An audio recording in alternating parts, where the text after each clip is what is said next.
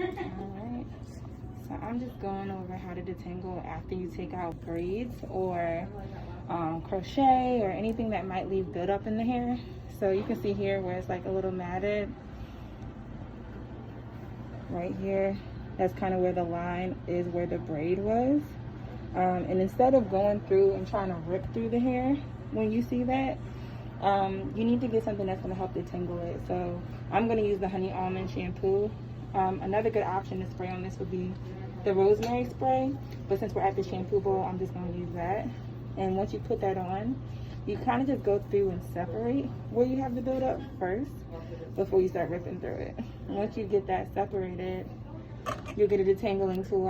I like to get a tangle teaser. And you start at the ends, always work that out first, and then take it up to the roots, to the area where you have the buildup.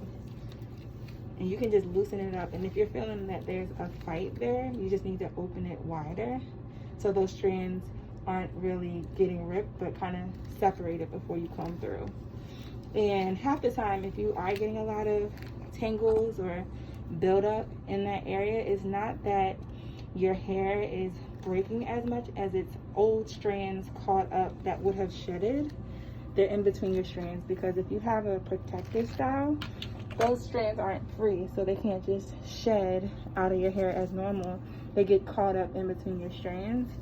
So the last thing you want to do is try to rip those out and end up breaking your hair that way. So take your time and just get through it. Loosen it with your fingers before you comb through it. You can see from that to there, we didn't really get a whole bunch of fighting or breakage. It's just more so loosening up the tangle.